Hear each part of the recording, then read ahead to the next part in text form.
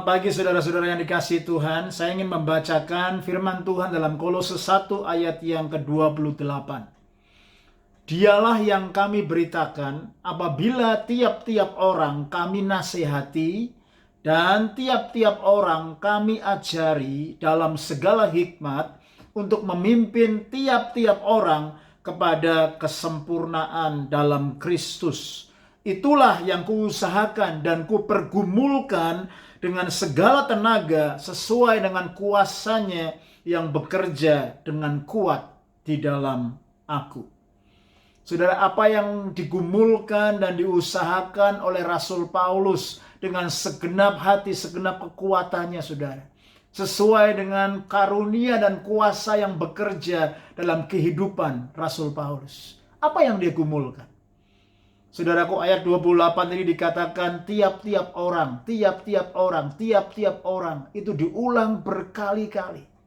Jadi saudaraku, pelayanan Rasul Paulus, kalau kita baca saudaraku dari ayat yang di atasnya dari Kolose 1 ini, dari ayat ke-20 kesekian sampai 27. Saya mencatat saudaraku ada beberapa saudaraku key ministries yang dilakukan oleh Rasul Paulus. Dia tahu tujuannya. Dia menjadi man of purpose. Dan saudaraku, buah-buah pelayanannya ditunjukkan dan sudah sangat teruji. Apa saja yang Rasul Paulus lakukan? Yang pertama, saudaraku, adalah to proclaim Christ. Dia menyatakan, dia mendeklarasikan tentang Kristus. The mystery of God, Christ is revealed. Dia menyatakan, dia mengkhotbahkan, dia proclaim about the Christ. Hari-hari ini berapa banyak gereja, saudaraku, yang masih mengkhotbahkan tentang the Christ. Bukan, saudaraku, motivational preacher. Bukan, saudaraku, memanggil artis-artis. Tetapi saudaraku mengkhotbahkan the real Christ, bukan the plastic Christ. Yang kedua, saudaraku, apa yang Paulus lakukan? To warn every man. Dia, saudaraku, selalu, saudaraku, warn every man tentang false teaching yang sedang terjadi kepada jemaat di Kolose.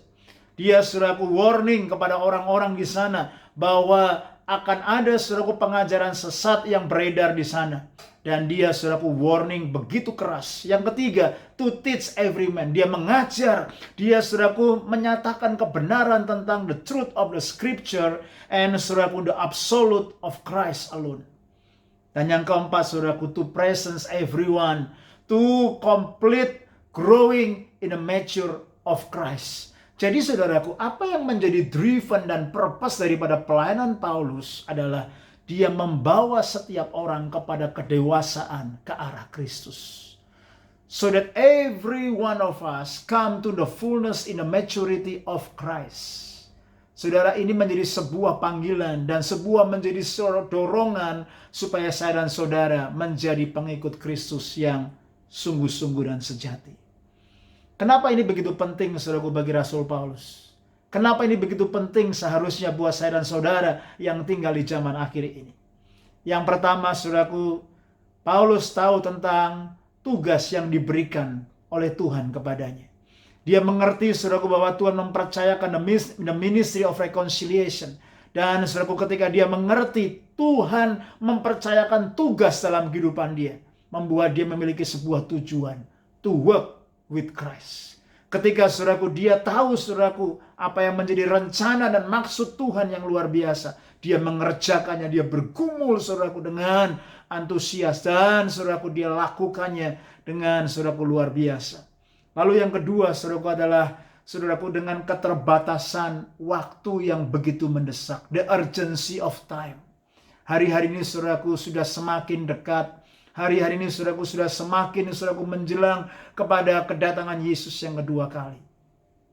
Dan ada banyak orang meninggal tanpa Yesus. Dan Paulus pada saat itu pun, saudaraku, dia menyadari akan keberadaan itu. Many people die without Christ. Dan dia dipanggil untuk menyatakan Kristus. Bagaimana dengan saya dan saudara? Apakah kita, saudaraku, masih memiliki sebuah tujuan hidup yang kita usahakan, kita gumulkan dengan sungguh-sungguh?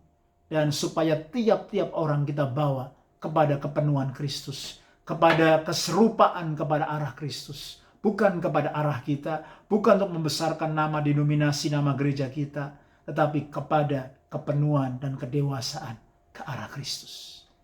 Stay strong and stay blessed.